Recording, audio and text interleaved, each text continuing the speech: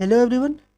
तो कैसे हैं आप लोग? उम्मीद करता हूँ आप लोग अच्छे होंगे और अपने एग्ज़ाम की तैयारी में व्यस्त होंगे। तो आज के क्वेश्चन प्रैक्टिस सेशन का नेक्स्ट क्लास होने वाला है। तो आप लोग ध्यानपूर्वक देखिए क्लास को। जो स्टूडेंट प्रैक्टिस सेट वन नहीं देखे हैं, ठीक है, तो ज़रूर देख ले। उसमें बहुत ही बढ़िया तरीके से हर एक क्वेश्चन को एक्सप्लेन किए थे और उससे रिलेटेड जो भी कॉन्सेप्ट था उसको क्लियर कर दिए थे। आज के सेशन में ग्राफ के जो भी इम्पोर्टेंट टाइप का क्वेश्चन बनता है उसको आज कवर करने वाले हैं। सो अगर आप लोगों को अभी तक ग्राफ में प्रॉब्लम होता था तो आज के बाद नहीं होगा प्रॉब्लम, क्योंकि ग्राफ को रिप्रेजेंट करने के लिए बहुत ही इजी तरीके से बताएंगे। ठीक है, तो चलिए स्टार्ट करें क्या सेशन को। और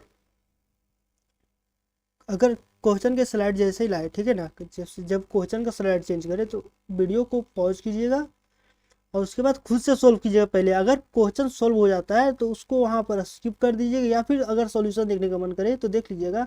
और अगर क्वेश्चन नहीं हो तो उसका सॉल्यूशन देखिएगा और सॉल्यूशन देखने के बाद खुद खुद से बनाने का ट्राई कीजिएगा। ठीक है, तो चलिए स्टार्ट करते हैं।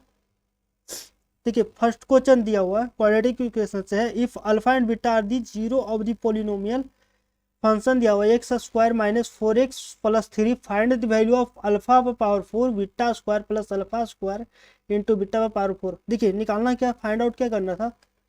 अल्फा का पावर 4 बीटा का square plus alpha square into beta power 4, ये फाइंड आउट करना है हमको। ठीक है, देखिए फंक्शन क्या दिया हुआ है हमको। फंक्शन क्या दिया है क्वेश्चन में, x square minus 4x plus 3। तो सबसे पहले काम है यहाँ पर क्या निकालिएगा, सम ऑफ दी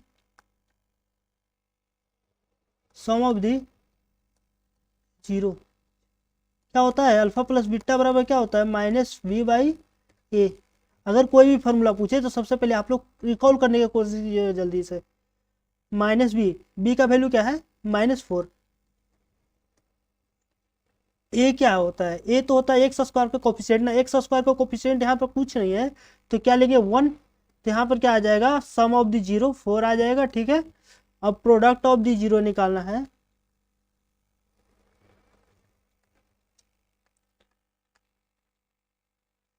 तो क्या होता है, अल्फा इंटू बीटा का फॉर्मूला सी बाई क्या, ए होता है।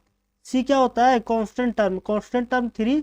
और ए क्या होता है, एक्स स्क्वायर कोफिशिएंट। तो एक्स स्क्वायर का कोफिशिएंट क्या है, 1। तो यहाँ पर प्रोडक्ट ऑफ द जीरो क्या आ गया, 3 आ गया। अब देखिए क्वेश्चन पर चलते क्या फाइंड आउट करना था। अल्फा पर पावर 4 बीटा का स्क्वायर, अल्फा का स्क्वायर बीटा पर पावर 4।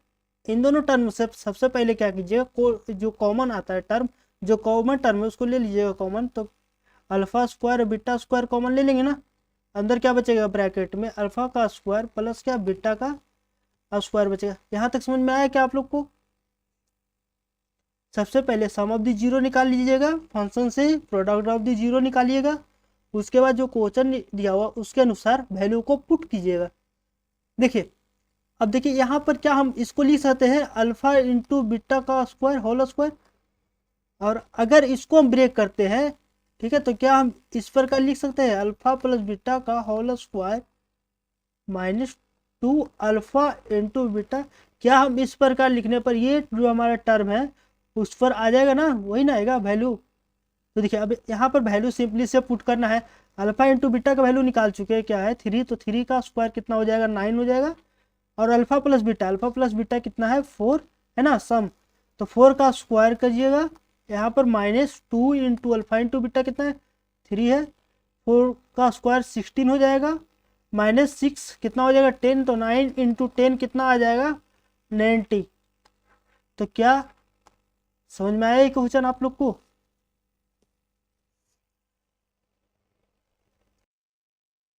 तो ये रहा आज का सेकंड क्वेश्चन। दिया हुआ है solve the following question of equation graphically. अब देखिए ये हमारा दो इक्वेशन दिया हुआ है, ठीक है। इसका को सोल्व करके हमको निकालना है, ठीक ना, एक्स वाई का वैल्यू निकालना है। अब देखिए ग्राफ पर रिप्रेजेंट करना है। सबसे पहले हम ग्राफ ड्रॉ कर लेते हैं एक।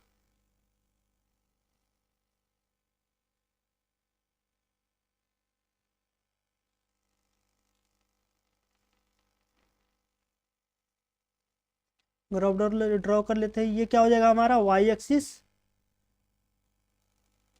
और ये क्या हो गया हमारा एक्स एक्सिस। अब देखिए क्या करना होता है, यहाँ पर हमको सबसे पहले कोऑर्डिनेट निकालना है। जैसे ग्राफ पर हम कहीं पर ड्रॉ करेंगे, ग्राफ पर हम कहीं पर ड्रॉ करेंगे तो उसके लिए हमको कोऑर्डिनेट का जरूरत है ना। तो कोऑर्डिनेट पहले हम निकालेंगे यहाँ से। तो देखिए यहाँ पर दिया हुआ, तो यहाँ पर हम वैल्यू पुट कर कीजिएगा, ठीक है। वैल्यू पुट करके क्या कीजिए कि कोऑर्डिनेट निकालिए। यहाँ पर हम किसी भी एक्स का वैल्यू हम पुट कर दें सबसे पहले, तो लिखिए, और ऐसा वैल्यू पुट किए कि जीरो ना बन जाए, मतलब कि जीरो नहीं बनना चाहिए, ठीक है ना। ऐसा कोई वैल्यू भी पुट नहीं कीजिएगा जिससे कि उसका सॉल्यूशन जीरो आ जाए। देखिए अगर यहाँ पर हम रखते हैं कोई सा वैल्यू, मान लेते हैं कि 4 रखते हैं, ठीक है। तो क्या रखिए लिखिएगा, तो वाई पुटिंग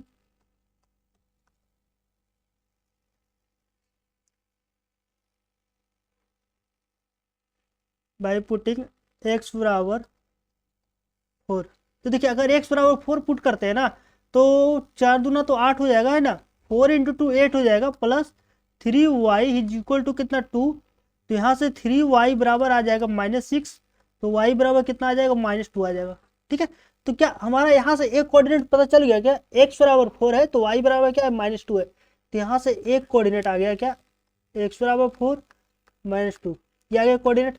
अब देखिए x बराबर 4 है मतलब क्या, पॉजिटिव तरफ, ठीक है। मान लेते हैं यहाँ पर 1, ये हो गया 1 2 3 4, ठीक है। अब देखिए यहाँ पर तो एक्यूरेट नहीं बता रहे, अगर ग्राफ वही पेज रहेगा तो आप लोग एक्यूरेट तरीके से, अगर साथ में ग्राफ पेज ले करके बैठे हुए तो ड्रॉ करने की कोशिश कीजिएगा, ठीक है। तो यहाँ पर आ गया क्या, एक्स पॉइंट यहाँ पर है, और वाई बराबर कितना है, वाई बराबर -2, वाई बराबर -2 है। तो कहाँ पर जाएगा वाई बराबर -2, एक्स बराबर यहाँ पर आएगा, और वाई बराबर -2, देखिए ये हो गया, ये 1 और ये 2। इसके सामने कहाँ, यहाँ पर कहीं पर पॉइंट आएगा बनेगा, फर्स्ट कोऑर्डिनेट का पॉइंट यहाँ पर बन गया, ठीक है। अब चलते हैं नेक्स्ट, ठीक है। अब सेकंड कोऑर्डिनेट निकालता है। अब रखिए यहाँ पर एक बार तो एक्स का वैल्यू रख दिया, अब देखिए एक बार और रखिए एक्स का वैल्यू, या फिर अगर वाई का वैल्यू रख के देखिए, ठीक है। या फिर एक्स का भी वैल्यू पुट कीजिएगा तो इसका आंसर पर कोई इफेक्ट नहीं पड़ेगा। अब लिखिए बाई पुटिंग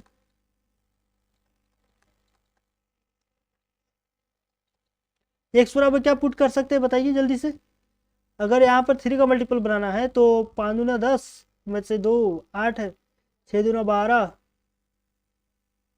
तो अगर यहाँ पर हम रखते हैं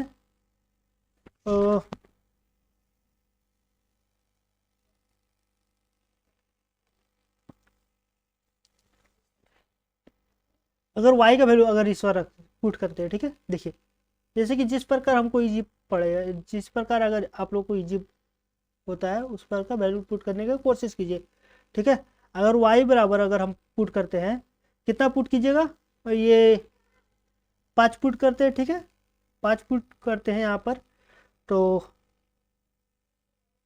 देखिए y बराबर 4 पुट करते हैं। अगर y बराबर 4 पुट किए तो क्या हो जाएगा, 2x plus 12 is equal to 2। तो यहाँ से 2x बराबर क्या आ जाएगा -10। तो x बराबर क्या आ गया -5। तो यहाँ से एक कोऑर्डिनेट और आ गया क्या, x बराबर -5 और y बराबर 4, ठीक है। अब यहाँ पर कोऑर्डिनेट पुट करने की कोशिश कीजिएगा, जैसे कि यहाँ 1 2 3, ये हो गया 4 और ये हो गया 5, ठीक है। ये 5 -5 तरफ आ गया, अब 4 तरफ जाता है, 2 हो गया था यहाँ तक, 3 4, तो कहीं यहाँ पर आएगा, ठीक है। कोऑर्डिनेट कहाँ, कहीं यहाँ पर आएगा। तो अगर ड्रॉ करते हैं यहाँ पर से हम लाइन,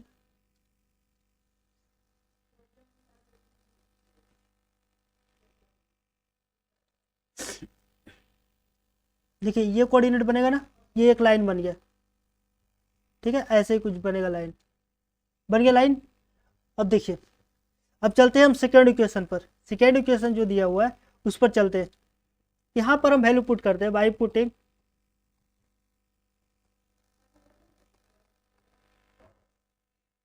अगर एक्स बराबर हम यहाँ पर क्या पुट करते हैं, एक्स बराबर अगर 0 पुट करते हैं, ठीक है। अगर एक्स बराबर यहाँ पर 0 पुट करते हैं तो 0 माइनस 2y बराबर 8, तो y बराबर कितना आ गया -4।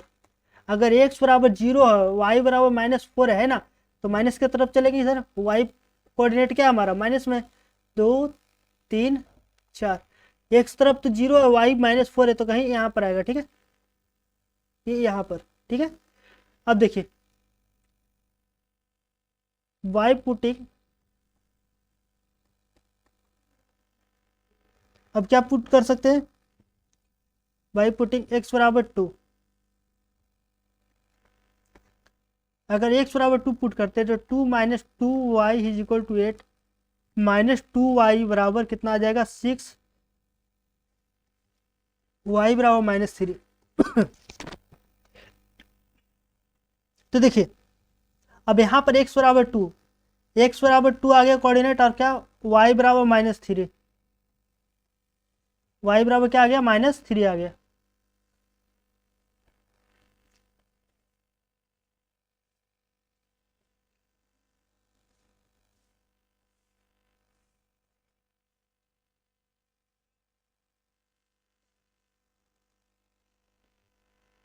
x बराबर 2, y बराबर -3।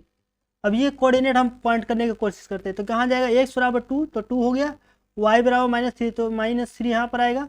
अब ये लाइन हम ड्रॉ कर देंगे,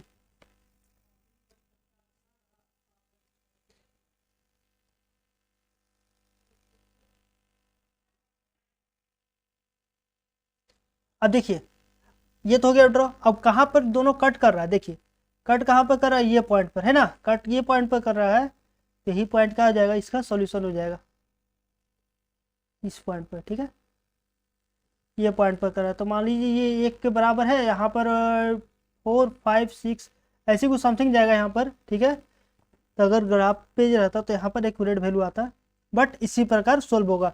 अब जो यहाँ पर आ गया पॉइंट वही हो जाएगा क्या, यहाँ पर जैसे कुछ कोऑर्डिनेट आता है, ठीक है, मान लेते हैं -1, ये सब कुछ सॉरी माइनस ये 1 आता और क्या आ जाता 1 और 4 5 6 7, मान लेते 7 आता, तो क्या आ जाता, ये x का वैल्यू आ जाता और ये y का वैल्यू आ जाता, ठीक है ना। क्या आप लोगों को ये समझ में आया। तो ये रहा आज का थर्ड क्वेश्चन, ये वो फाइंड द क्वेश्चन है कि find the value of k for which system of linear equation has an infinite number of solution. अब नंबर ऑफ सॉल्यूशन के लिए बताए थे पूरा का पूरा कॉन्सेप्ट हम बता चुके हैं ऑलरेडी, बट यहाँ पर शॉर्ट में डिफाइन कर देते हैं, ठीक है। देखिए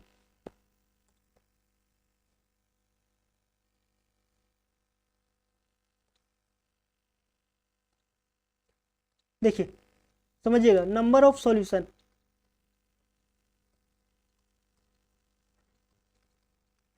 नंबर ऑफ सॉल्यूशन क्या होता है, एक तो होता है यूनिक सॉल्यूशन,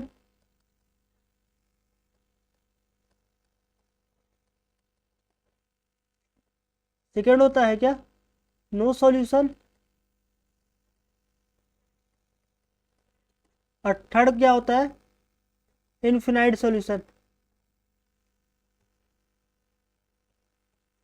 ये होता है ना, यूनिक सॉल्यूशन में होता है क्या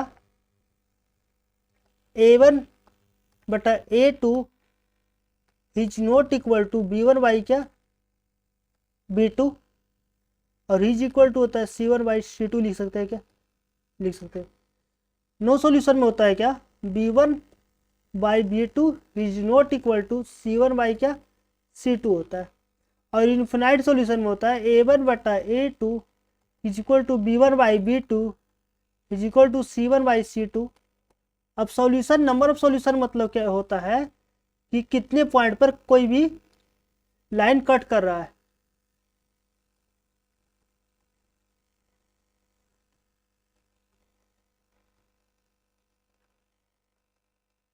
दो लाइन जितना पॉइंट पर कट करेगा उतना सॉल्यूशन होगा। इसी प्रकार यूनिक सॉल्यूशन होता है, यूनिक सॉल्यूशन मतलब क्या होता है कि इसका हिंदी होता है अद्वितीय हल, अद्वितीय हल होता है। और नो सॉल्यूशन मतलब क्या होता है कोई हल नहीं। इन्फिनाइट मतलब क्या होता है अनंत सॉल्यूशन, अनंत हल, ठीक है।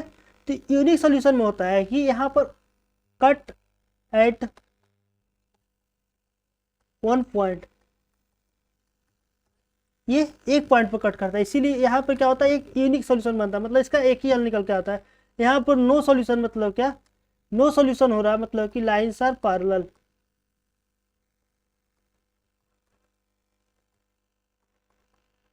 Lines are parallel. देखिए यहाँ पर लाइन आ गया, पैरेलल चला गया, तो कहीं पर कट ही नहीं कर रहा तो सॉल्यूशन नहीं बनेगा। अब इनफिनाइट सॉल्यूशन मतलब होता है इसका लाइन होगा ओवरलैपिंग।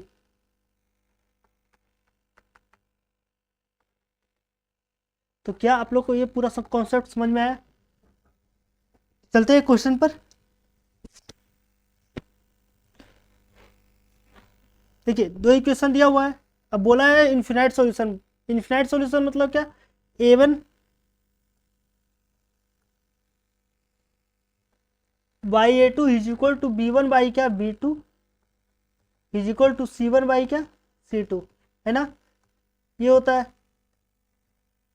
a1 x का कोफिशिएंट वैल्यू 2, a2 x का coefficient value k-1 is equal to b1 बराबर क्या है 3, b2 बराबर क्या लेंगे k+2 इज इक्वल टू क्या, यहाँ पर 7 है और c2 क्या है 3k, है ना। देखिए अब कहीं भी वैल्यू पुट करके निकाल सकते हैं। इन दोनों को अगर क्रॉस मल्टीप्लिकेशन करते हैं तो कितना हो जाएगा 9k इज इक्वल टू क्या हो जाएगा 7k प्लस 14, तो 2k बराबर आ गया 14, तो k बराबर क्या आ जाएगा 7। तो क्या समझ में आया, क्या k बराबर 7 आ गया आंसर, समझ में आया। चलते हैं नेक्स्ट क्वेश्चन पर। ये आप लोग पूरा कॉन्सेप्ट ध्यान रखिएगा। आ गया बर्ड प्रॉब्लम पर बेस्ड क्वेश्चन। ये हमारा स्पीड टाइम डिस्टेंस का क्वेश्चन है, ठीक है।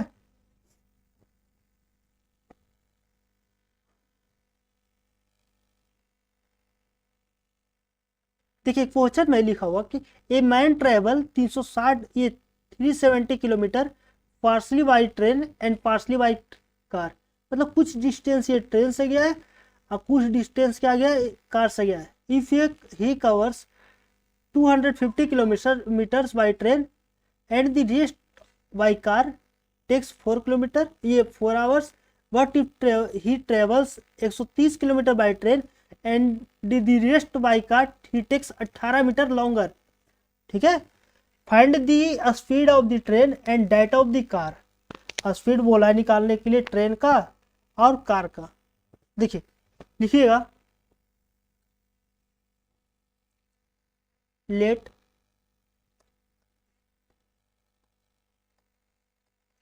Speed of train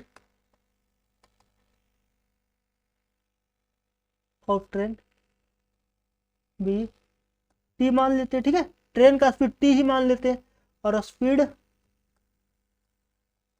of car be c, ठीक है। ये स्पीड हो गया। अब जानते हो कि क्या स्पीड और स्पीड बराबर क्या होता है, बताइए फॉर्मूला। स्पीड बराबर होता है डिस्टेंस बाई क्या टाइम होता है ना। स्पीड बराबर डिस्टेंस बाई टाइम होता है। अब देखिए फर्स्ट इक्वेशन बनाइए, क्या लिखा हुआ कि 250 किलोमीटर 250 किलोमीटर ट्रेन से गया, तो 250 किलोमीटर ट्रेन से गया तो इतना टाइम लगेगा, ठीक है। जैसे कि ये डिस्टेंस हो गया, ये आपका स्पीड हो गया, तो ये speed by distance by speed करेंगे तो टाइम आएगा ना, ये टाइम प्लस इसका टाइम जो कार से गया। अभी टोटल डिस्टेंस था 370 किलोमीटर, अगर 250 किलोमीटर गया अगर ट्रेन से तो कितना जाएगा कार से 120 किलोमीटर किससे गया कार से, जिसके कारण टाइम लगा 4 आवर, ठीक है। ये 4 घंटा लगा है। अब अगर सेकेंड बात करते हैं, सेकेंड जो कंडीशन है दिया हुआ, but if you travel 130 kilometre train से 130 किलोमीटर ट्रेन से प्लस कितना जाता है रेस्ट कार से 240 किलोमीटर, 240 किलोमीटर कार से जाता है तो कितना ये कितना मिनट ज़्यादा लगता है, जो 18 मिनट ज़्यादा लगता है। तो कितना टाइम लगा यहाँ पर 4 आवर 18 मिनट। यहाँ पर फ्रैक्शन में अगर चेंज कर सकते हैं तो कर दीजिएगा, ठीक है। निकालना है कि ट्रेन और कार का स्पीड। देखिए यहाँ पर बैलेंस करने की कोशिश कीजिएगा। कैसे इक्वेशन को सोल्व कीजिए। देखिए यहाँ पर 120 सी है ना, और यहाँ पर कितना है 240 सी। इसमें क्या करते हैं हम, 2 से मल्टीप्लाई कर देते हैं तो कितना हो जाएगा 500 t plus 240 c is equal to 8। और यहाँ पर कितना है 130 टी माइनस ये plus 240 c is equal to कितना हो जाएगा यहाँ पर 4, 18 है ना, 3/10 लिख सकते हैं ना, 3/10 ये हो जाएगा। इसको लिख सकते हैं 43/10 ये हो जाएगा इसका आवर्स में, ठीक है। अब देखिए इन दोनों को इक्वेशन को अगर घटाते हैं तो क्या हो जाएगा बताइए। इन दोनों इक्वेशन को अगर हम घटाते हैं तो कितना हो जाएगा 500 t plus 240 c minus 130 t minus 240 c equal to 8 minus 43/10। ये देखिएगा 240 से 240 कैंसिल आउट होगा सी, और बचा ये। तो इसको अगर घटाते हैं 500 में से 130 को घटाएंगे तो कितना बचेगा 370 बाई क्या टी इज इक्वल टू, यहाँ पर तो 80 होगा ना, है ना, यहाँ पर एलसीएम लेंगे 10, तो 80 में से अगर 43 घटाएंगे तो कितना बचेगा 37/10। अब देखिए 37 से ये तो 10 टाइम्स में कैंसिल आउट होगा, तो टी बराबर कितना हो जाएगा यहाँ पर 100। तो ट्रेन का स्पीड क्या आ गया हमारा, ट्रेन का स्पीड कितना आ गया 100 किलोमीटर पर आवर, है ना। अब इसका स्पीड, इसका जो हमारा जो ट्रेन का स्पीड आया किसी भी इक्वेशन में पुट करिएगा तो आंसर आ जाएगा। देखिए अगर इस इक्वेशन में इक्वेशन 1 में अगर हम पुट करते हैं और ये इक्वेशन 2 को, ठीक है, तो अगर 1 में पुट करते हैं ना 100, तो देखिए यहाँ पर लिखिएगा क्या 500, थोड़ा देखिए चलिए 500 डिवाइडेड बाई क्या 100 plus 240 c is equal to 8। यहाँ पर 0 से 0 कैंसिल आउट होगा, 5 इधर आके घटेगा तो कितना बचेगा 240 by c is equal to कितना हो जाएगा 3 है ना, तो 3 से ये 240 80 टाइम्स में, तो सी बराबर कितना आ गया 80 किलोमीटर पर आवर। थोड़ा लास्ट में कंजस्टेड हो गया, आप लोग एडजस्ट कर लीजिएगा, ठीक है। और बाकी क्वेश्चन का सॉल्यूशन समझ में तो आया होगा, है ना।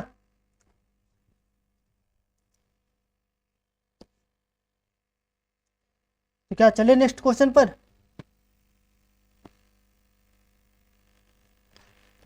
ये देखिए एपी का क्वेश्चन है, खुद से करने का कोशिश कीजिए।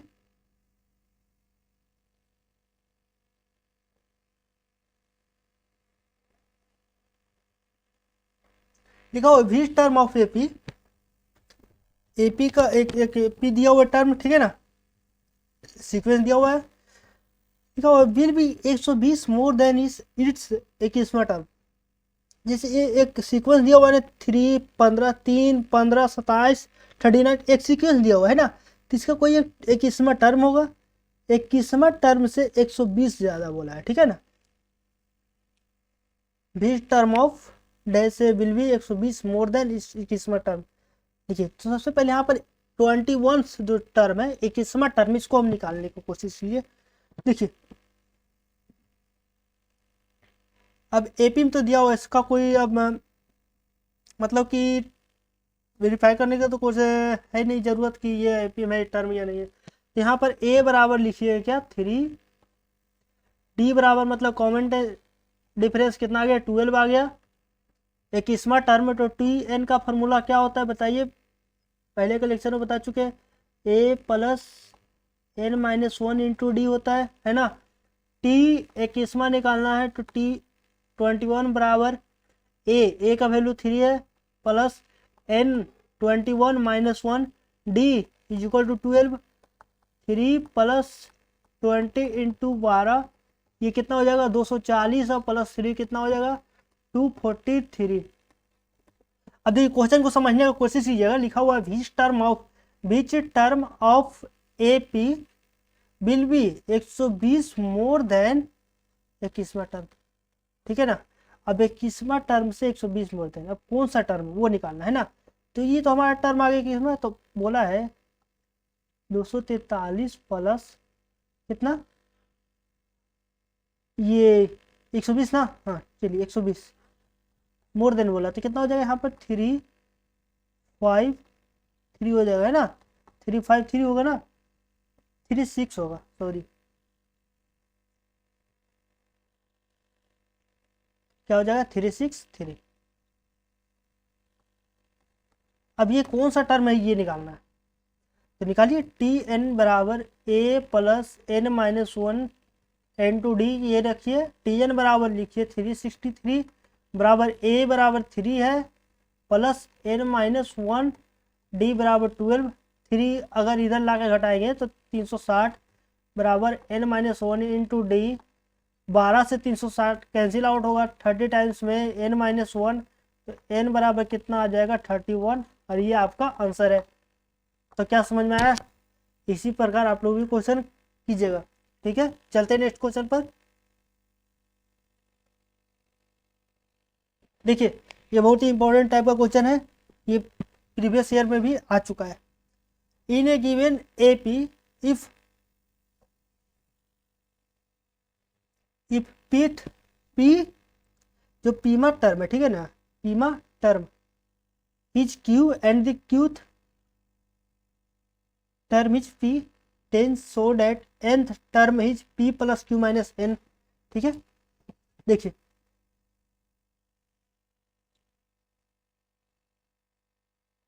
जो pth टर्म है वो क्यू है, ठीक है, तो टी पी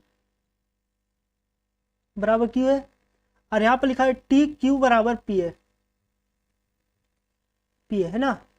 टी पी बराबर क्या लिखिएगा, ए प्लस पी, एन का वैल्यू तो पी है माइनस वन इंटू डी बराबर क्यू, और यहाँ पे क्या हो जाएगा a plus q minus one into d बराबर क्या पी, ये हो जाएगा।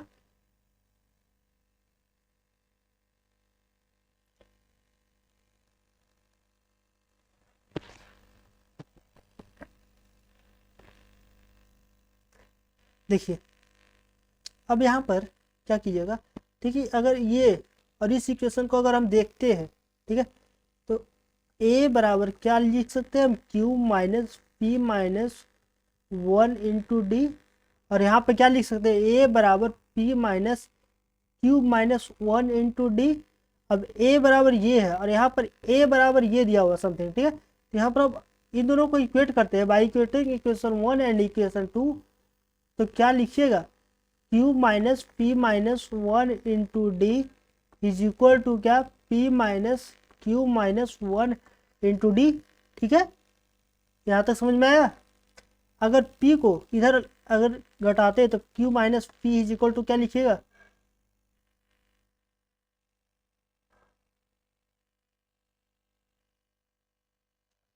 देखिए यहाँ पर बचेगा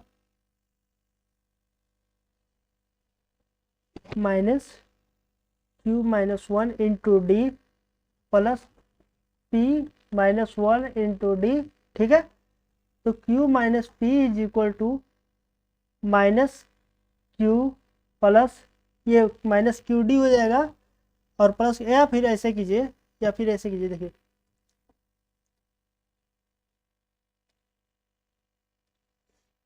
अगर इन दोनों से हम d को कॉमन लेते हैं, ठीक है, तो d को कॉमन लेते हैं तो अंदर क्या बचेगा p माइनस वन और माइनस क्यू प्लस क्या वन, वन से वन कैंसिल आउट होगा, हो जाएगा ना।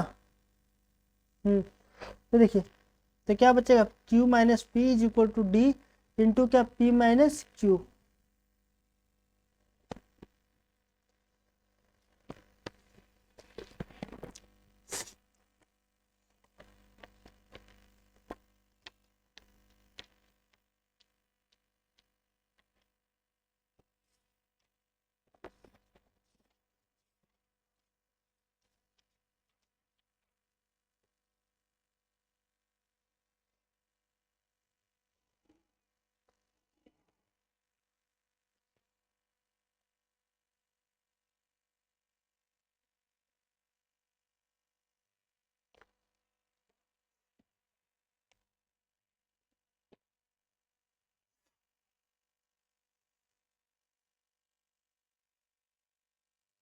अब यहाँ पर आ गया Q minus p is equal to d into p minus q, ठीक है।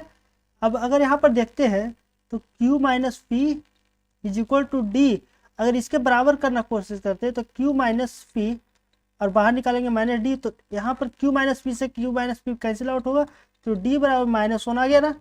D बराबर तो अब आ गया, D बराबर क्या आ गया -1। अब यहाँ पर से हम A का वैल्यू निकालना कोशिश करिएगा, ठीक है। यहाँ पर से हम A का वैल्यू निकालिएगा।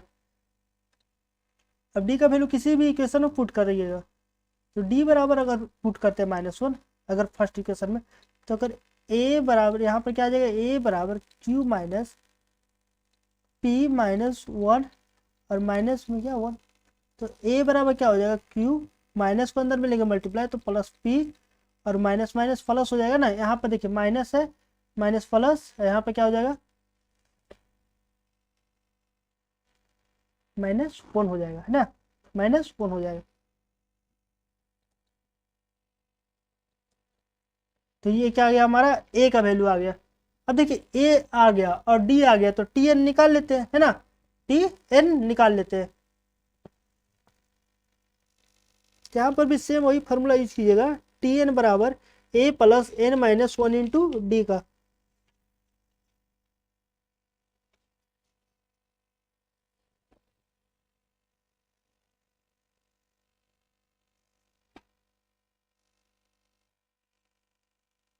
ठीक है, समझिएगा, TN बराबर A plus N minus 1 into D, ठीक है। ये हो गया TN। A बराबर क्या निकल के आया था, A बराबर क्या था, P प्लस Q माइनस 1, ठीक है, P plus Q minus 1 plus N minus 1, और D में क्या था, D का वैल्यू -1 आया था शायद, ठीक है। हाँ, तो TN बराबर P प्लस Q माइनस 1, और यहाँ पर निकलेगा तो -1 अगर इसमें मल्टीप्लाई होगा तो -N और प्लस क्या 1, तो 1 से 1 कैंसिल आउट हो जाएगा, तो TN बराबर क्या आ गया, P plus Q minus N। तो क्या समझ में आया आप लोग को, ये देखिए बहुत ही इंपॉर्टेंट टाइप का क्वेश्चन था, ठीक है। इसी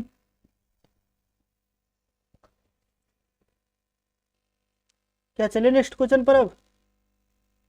और इसका जो भी है ना, जो कि PDF है, टेलीग्राम चैनल पर आप लोग ज्वाइन कर लीजिए, उसी पर अपलोड किया जाता है हर PDF को। जितना भी क्लास होता है उसका PDF टेलीग्राम चैनल पर ही अपलोड कर दिया जाता है क्लास के बाद।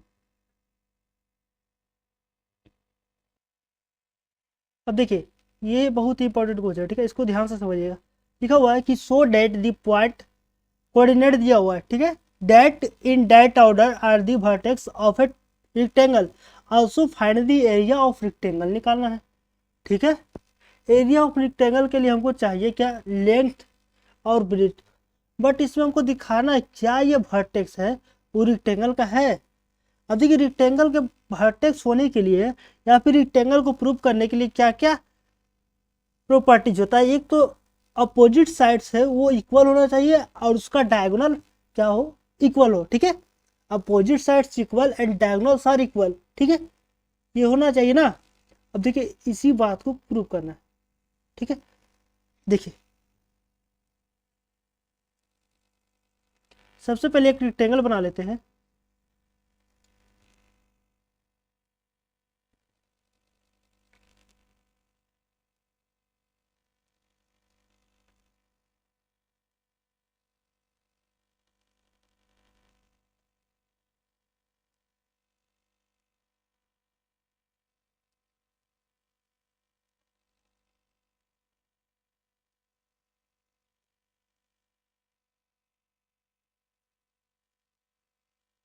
अगर कोई भी इस चैनल पर न्यू आता है, कोई भी न्यू स्टूडेंट हो, तो वो चैनल को जरूर सब्सक्राइब कर दिया करें, ठीक है, जिससे आप लोगों के पास नोटिफिकेशन भी जाएगा और लेक्चर्स अपलोड होंगे तो आप लोग जरूर देखिएगा। जो भी लेक्चर अपलोड करते हैं ना वो बहुत ही बेनिफिशियरी होता है, उसमें जो क्वेश्चन होता है वो जो भी क्वेश्चन हम लाते हैं वो इंपॉर्टेंट टाइप का क्वेश्चन, कोई भी इजी टाइप का क्वेश्चन नहीं रहता है, ठीक है। वैसा ही क्वेश्चन रहता है जिसमें कि मैक्सिमम स्टूडेंट को प्रॉब्लम होता है, वही क्वेश्चन हम करवाते हैं यूट्यूब पर। अगर आप लोग कोई भी स्टूडेंट जो हम लोग मेरे साथ शुरू से ही जुड़े हुए हो तो उसको पता होगा, ठीक है, कि हम किस टाइप का कोच। अगर कोई भी स्टूडेंट को ट्रिगोनोमेट्री में दिक्कत हुआ होगा या फिर क्वाड्रेटिक इक्वेशन में या फिर मीन मीडियन मोड में या फिर और भी कोई चैप्टर में, तो जा करके कंप्लीट वीडियो अभी भी देख सकते हैं। अभी भी आपके पास एग्जाम में टाइम है, ठीक है, कुछ ना कुछ तो टाइम है, उसमें आप लोग जरूर देखिए। 6 से 7 लेक्चर में, ठीक है, ऐसा ऐसा क्वेश्चन करवाया है ट्रिगोनोमेट्री का जो कि बहुत ही इंपॉर्टेंट रहता है, ठीक है। और जितना क्वेश्चन है सब लेंथी टाइप का क्वेश्चन है। तब देखिए क्वेश्चन पर चलते हैं। हम कोऑर्डिनेट पुट कर लेते हैं, ठीक है। पहले नाम लिखते हैं ए और बी, ये सी हो गया, ये डी हो गया, ठीक है। कोऑर्डिनेट है यहाँ पर 1,1 एक्स वाई, यहाँ पर एक्स बराबर -1, वाई बराबर 5 और यहाँ पर 7 और 9, 9, 5, ठीक है। देखिए यहाँ पर से पहले हम डिस्टेंस निकालिएगा, ठीक है। हर एक साइड का डिस्टेंस निकालना पड़ेगा सबसे पहले। तो यहाँ से हम निकालते हैं ए बी। तो डिस्टेंस फार्मूला क्या होता है, x1 - x2 plus y1 - y2 का होल स्क्वायर है ना। x1 - x2 का whole square plus y1 - y2 का होल स्क्वायर। देखिए एक बात समझने की कोशिश कीजिएगा कि अगर ये आपको पता है तो इजी तरीके से निकल जाएगा, ठीक है। जैसे कि ये कोऑर्डिनेट है, ठीक है, ये कोऑर्डिनेट है। अब समझिएगा अगर कोऑर्डिनेट है और हम दो तरीके से लाइन बनाते हैं, ठीक है, दो तरीके से हम लाइन बनाते हैं। एक ये लाइन, ठीक है, एक ये डिस्टेंस है आपके पास।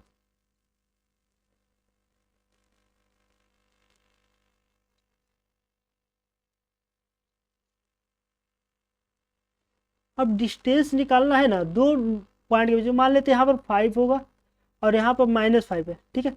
अब इसके बीच का डिस्टेंस तो कितना हो जाएगा, 10 ना हो जाएगा। तो 10 कैसे निकला, दोनों को हम ऐड कर दिए।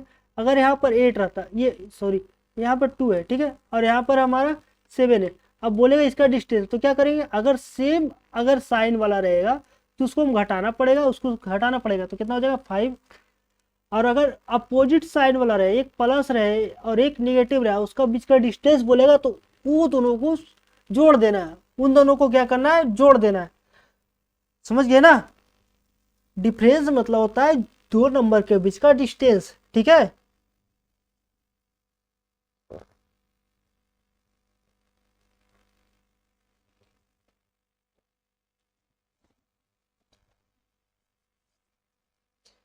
चलते हैं, अब देखिए क्वेश्चन पर आते हैं। यहाँ पर दिया हुआ एक्स कोऑर्डिनेट को देखिएगा, यहाँ पर 1 है और यहाँ पर कितना है -1 है ना। यहाँ पर वो 1 है, यहाँ पर -1 है, तो इसके बीच का तो डिस्टेंस 2 हो गया। तो 2 का स्क्वायर कितना हो जाएगा 4, 2 का स्क्वायर 4 प्लस क्या होगा 5 में से 1 घटाएंगे तो 4, 4 का स्क्वायर कितना हो जाएगा, कितना हो जाएगा 16। तो कितना आ गया √20। ये क्या आ जाएगा, ठीक है। अब अगर बी और सी को देखते हैं, इसका डिस्टेंस निकालना है तो बी सी बराबर √अंडर लेंगे x1 प्लस x2 लेंगे, ठीक है। तो -1 है, यहाँ पर 7 है, दोनों अपोजिट साइड में, तो दोनों को ऐड कर देंगे।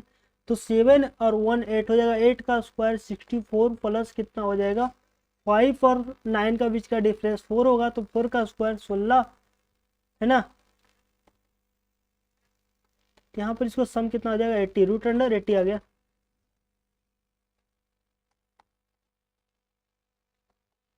अब निकालना है BC और डिस्टेंस। यहाँ तो BC आ गया, यहाँ पर CD अब निकालना है। CD डिस्टेंस निकालना है तो सेम उसी प्रकार कीजिएगा कि x1 प्लस x2। तो 9 और 7 दोनों को घटाएंगे तो कितना हो जाएगा 2, और 2 का स्क्वायर कितना 4, 9 और 5 को दोनों को घटाएंगे 4, 4 का स्क्वायर 16। तो दोनों को सम करेंगे तो √अंडर 20 आ गया।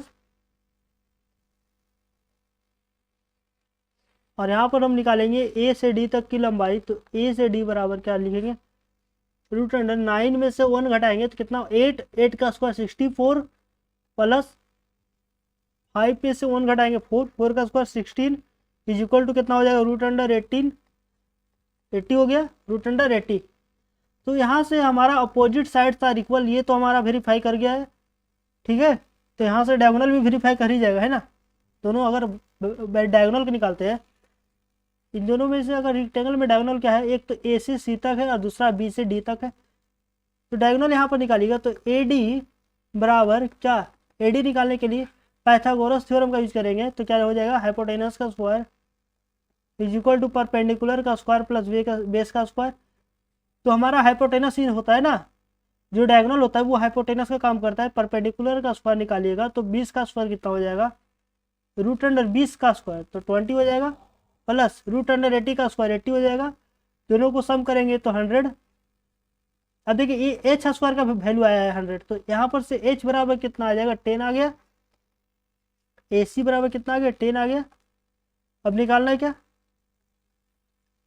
बी डी, बी डी बराबर सेम एच स्क्वायर बराबर परपेंडिकुलर का स्क्वायर प्लस बेस का स्क्वायर करेंगे। परपेंडिकुलर देखिएगा तो यहाँ पर रूट अंडर 20 है तो 20 हो जाएगा, प्लस 80 इज इक्वल टू 100। तो यहाँ से भी क्या आ जाएगा, एच बराबर 10। इसका मतलब बी डी बराबर क्या आ जाएगा, रूट अंडर 10, ये सॉरी 10 होगा सिर्फ, क्या हो जाएगा, 10 हो जाएगा। तो देखिए यहाँ पर तो opposite sides are equal, diagonals are equal, दोनों तरीके से वेरीफाई हो गया। इसका मतलब ये हमारा रेक्टेंगल है। अब रेक्टेंगल का एरिया बराबर क्या होता है, लेंथ इंटू ब्रेथ होता है ना, लेंथ इंटू ब्रेथ होता है।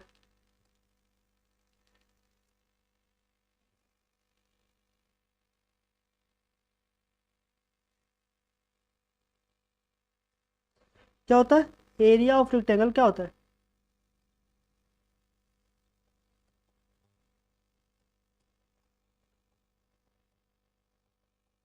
Area of rectangle is equal to length into breath.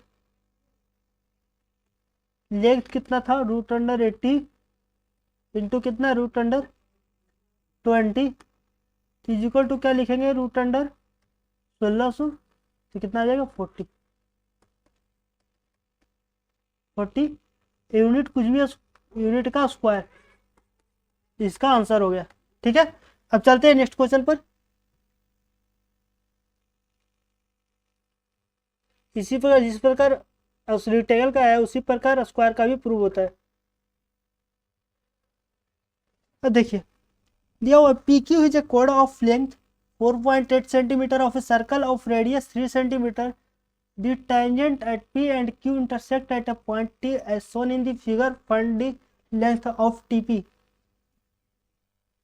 देखिए नेम लिख लेते पहले। पी क्यू कॉर्ड दिया हुआ है तो पी क्यू कॉर्ड यहाँ पर क्या हो जाएगा, कॉर्ड ये पी से क्यू तक कॉर्ड है, और जो पी और क्यू जो कॉर्ड है जो टेंजेंट बना है वो दोनों टेंजेंट टी पर जाकर बाइसेक्ट कर रहा है, ठीक है, इंटरसेक्ट कर रहा है, ये टी हो गया। और यहाँ पर ये सेंटर को ओ लिखते हैं, और यहाँ पर जो P से Q तक जो OT हमारा इंटरसेक्ट कर रहा है उसका नाम देते हैं आर। देखिए रेडियस कितना दिया वो 3 सेंटीमीटर, तो ये हो जाएगा 3।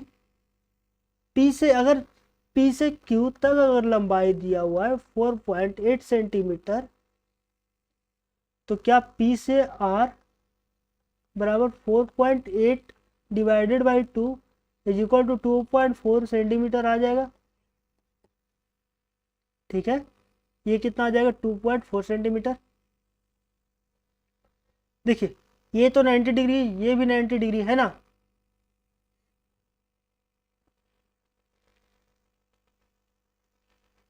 और ये जो हमारा टेंजेंट होता है, ठीक है, टेंजेंट से अगर परपेंडिकुलर डालते हैं सेंटर पर तो क्या 90 डिग्री के एंगल बनाता है, ये 90 डिग्री का बनाया।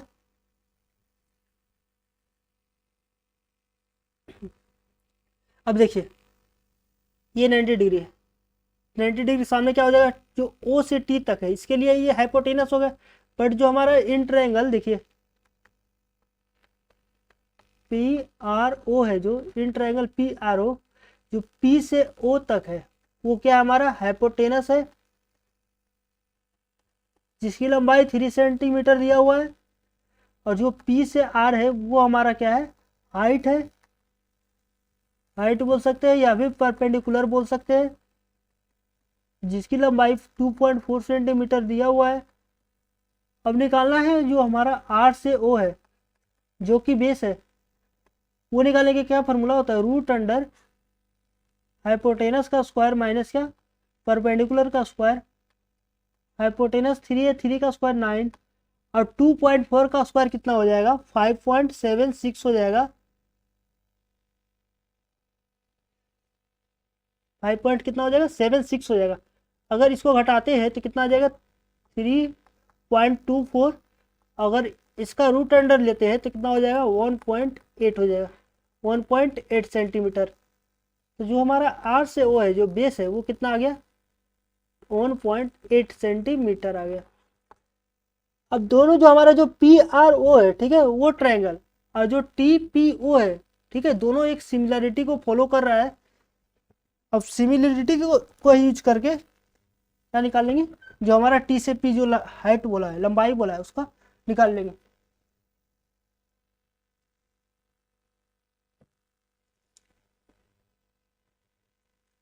देखिए यहीं पर देखिए, अगर ये हमारा क्या है, बड़ा वाला जो टी पी है ओ है, ठीक है, इसमें देखते हैं तो इसमें क्या हमारा ये हाइपोटेनस है ना, सामने वाला। अगर छोटा वाला ट्रायंगल देखते हैं, इसके सामने टी थ्री है जो हाइपोटेनस है। तो देखिए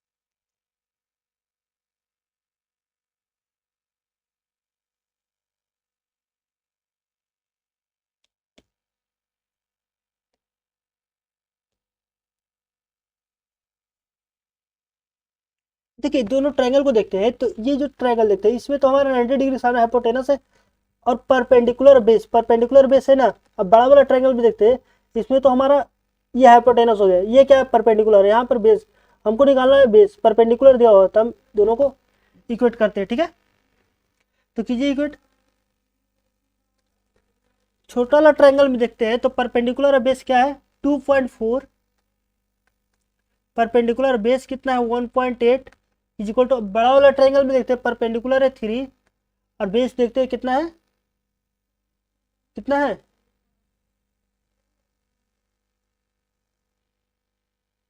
बेस हमको निकालना है ना, टीपी, ये हो गया, ठीक है।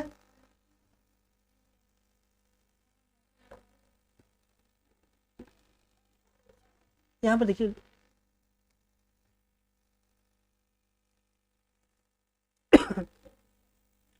ये कितना हो जाएगा, टीपी, ये तो हमारा बेस इसको मान लिया गया, ठीक है, और ये कितना हो जाएगा, ये 3 हो गया, ठीक है। डेसिमल से डेसिमल कैंसिल आउट होगा, 3 से 18 6 टाइम्स में, 6 से ये 24 4 टाइम्स में, तो टीपी लंबाई कितना आ गया, 4 सेंटीमीटर आ गया। तो क्या समझ में आया ये क्वेश्चन। चलते हैं नेक्स्ट क्वेश्चन पर। चलिए लास्ट 2 क्वेश्चन और बाकी। देखिए दिया हुआ, in the given figure a circle touches the side D F और ट्रायंगल ई डी एफ। देखिए ट्रायंगल का नाम देते हैं, क्या दिया हुआ, ई डी एफ है ना, ई, ये डी हो गया और ये एफ हो गया, ठीक है, ई डी एफ हो गया। और जो हमारा जो सर्कल है वो जो डी एफ को है कहाँ पर टच कर रहा है, के पर टच कर रहा है, ये के पर टच किया, ठीक है। ईडी, ईडी को प्रोड्यूस किया एट के तक, और जो ई एफ है इसको प्रोड्यूस किया कहाँ तक, एम तक। ठीक है, जो ई से के तक की लंबाई दिया हुआ है, ई से के तक का, सॉरी यहाँ देखिए टच बोला, यहाँ पर प्रोड्यूस किया ना, यहाँ पर टच किया। ठीक है,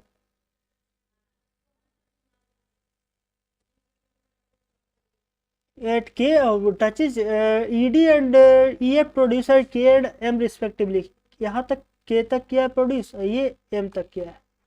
ठीक है, अब देखिए अगर जो फर्स्ट जो प्रैक्टिस सेट कंप्लीट किया हुआ, उस क्लास में हम एक कॉन्सेप्ट बताए थे क्या, उसी को अभी हम यूज करने वाले हैं। ठीक है, यहाँ ई से के तक, ई से के तक की लंबाई दिया हुआ, देखिए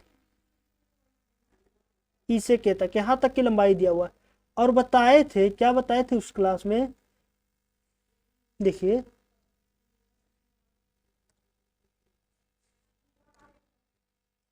देखिए दिया हुआ है क्या, ई से के तक की लंबाई दिया हुआ है 9 सेंटीमीटर दिया हुआ है ना, और निकालना है पेरीमीटर, निकालना है ईडीएफ का, मतलब इस ट्रायंगल का पेरीमीटर कैसे निकलता है, क्या बताए थे, जो ई से के तक की लंबाई होता है उसका दुगना, क्या होता है, दुगना। क्या बताए थे कि 2 × ई से के तक की लंबाई, ठीक है, या फिर 2 × क्या, ई से एम तक की लंबाई इज इक्वल टू क्या होता है, perimeter of triangle, perimeter of given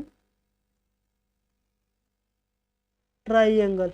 ठीक है, ये होता है, ई से के तक अगर 9 दिया हुआ है तो पेरीमीटर क्या हो जाएगा, ट्रायंगल ई डी एफ क्या हो जाएगा, 18 सेंटीमीटर। ठीक है, क्या समझ में आया क्या, अगर इसका पूरा एक्सप्लेनेशन बताए थे फर्स्ट क्लास में, ठीक है, जो प्रैक्टिस सेट फर्स्ट क्लास था उसमें पूरा का पूरा एक्सप्लेन किए थे, इसीलिए आज के क्लास में जो क्वेश्चन आया सेम कॉन्सेप्ट पर, इसी को शॉर्ट में कर दिए हैं। ठीक है, चलते नेक्स्ट क्वेश्चन है, ये हमारा लास्ट क्वेश्चन है। ठीक है, लिखा हुआ prove that tan square A बटा tan square A -1 plus cosec square A minus divided by sec square A minus cosec square A is equal to 1/1 - 2 cos square A. ठीक है, हमारा रिजल्ट देखिएगा, अगर रिजल्ट देखते हैं तो कॉस में है, तो हम भी क्या करें, हम क्या करेंगे, सबसे पहले जो हमारा एलएचएस में जो दिया हुआ टर्म उसको साइन और कॉस में कन्वर्ट करने की कोशिश कीजिए। चलिए आइडेंटिटीज का फॉर्मूला रिवीजन करवा दे क्या, देखिए ट्रिगोनोमेट्रिक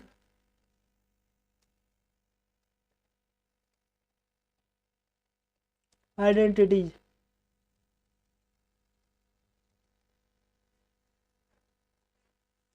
फर्स्ट आइडेंटिटीज क्या था, साइन स्क्वायर ए होता है प्लस कॉस स्क्वायर ए होता है, वो किसके बराबर होता है, 1 का, यहाँ से निकलता है क्या, साइन स्क्वायर ए बराबर 1 माइनस कॉस स्क्वायर ए होता है, और क्या कॉस स्क्वायर ए बराबर क्या, 1 माइनस साइन स्क्वायर ए। ठीक है, ये हो गया हमारा फर्स्ट आइडेंटिटीज। सेकेंड क्या था, sec square A minus tan square A is equal to 1, it's mean क्या हो जाएगा, sec square A is equal to 1 plus tan square A, ये हो गया। और tan स्क्वायर ए बराबर होता है, फार्मूला क्या होता है, क्या होता है, सेक स्क्वायर ए -1, है ना, यही ना होता है। थर्ड में क्या होता है, थर्ड आइडेंटिटी क्या होता है, cosec square A minus cot square A is equal to 1, cosec square A, ये थीटा भी लिख सकते हैं। ठीक है, यहाँ पे थीटा भी लिख सकते हैं, कोई इशू नहीं है उससे। तो 1 प्लस कॉट स्क्वायर थीटा, और cot square theta is equal to क्या होता है, कॉसेक स्क्वायर थीटा -1। ये हो गया क्या हमारा आइडेंटिटीज का फॉर्मूला। ठीक है,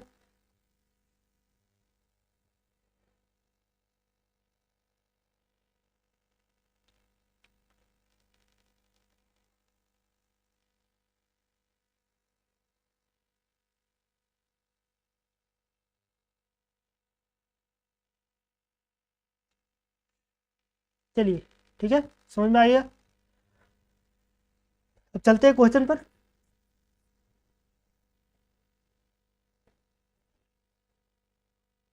देखिए दिया हुआ tan स्क्वायर है, tan स्क्वायर को भी क्या कीजिएगा, सेक और tan में ये से साइन और कॉस में हम चेंज करते हैं। tan स्क्वायर ए बराबर क्या होता है, साइन स्क्वायर ए बटा क्या cos square A divided by sine square A बटा कॉस स्क्वायर ए -1 प्लस, यहाँ पे क्या लिखेंगे, कॉसेक स्क्वायर ए को 1 बाई क्या sign square A divided by 1 minus cos square A minus क्या 1 बाई साइन स्क्वायर ए। यहाँ तक क्लियर है। अब देखिए जो हमारा डेनोमिनेटर उसमें एलसीएम लेंगे,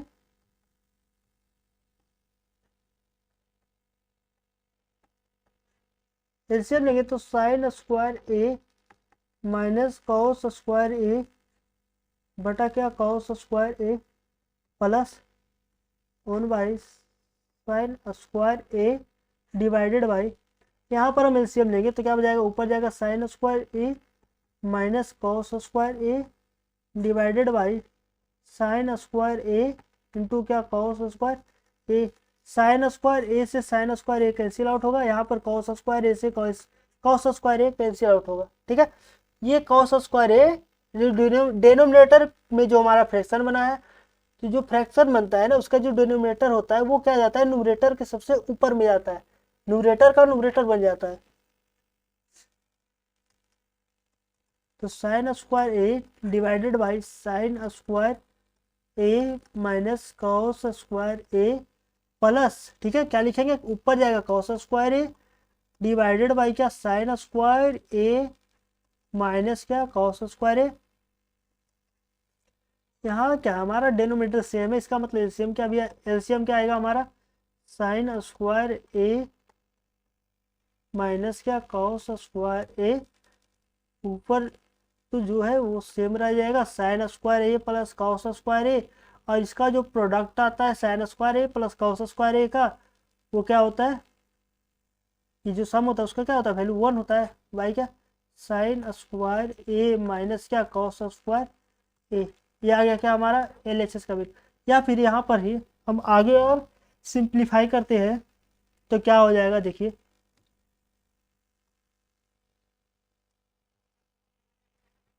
चलिए इसको थोड़ा शॉर्ट करते हैं। ठीक है, तो क्या लिखिएगा साइन स्क्वायर, ये कितना हो जाएगा वैल्यू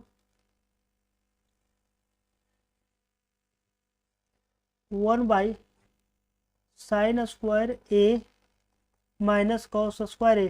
अब देखिए यहाँ पर कॉस स्क्वायर ए में पूछा है यार एस में निकालने के लिए, वेरीफाई करने, तो यहाँ पर हम साइन स्क्वायर ए को क्या हम लिख सकते हैं 1 minus cos square A minus cos square A. ठीक है, तो यहाँ पर क्या आ जाएगा 1 बाई 1 माइनस 2 कॉस स्क्वायर ए, और यही हमको क्या करना था, प्रूव करना था, और ये हो गया प्रूव। तो क्या समझ में आया आप लोग को। तो आज का लेक्चर यहीं पर समाप्त होता है, और कैसा लगा आप लोग को लेक्चर ज़रूर कमेंट कीजिएगा, और इसका पीडीएफ टेलीग्राम चैनल पर प्रोवाइड करा दिया जाएगा। तो आज के लिए इतना ही, धन्यवाद, मिलते हैं नेक्स्ट सेशन में।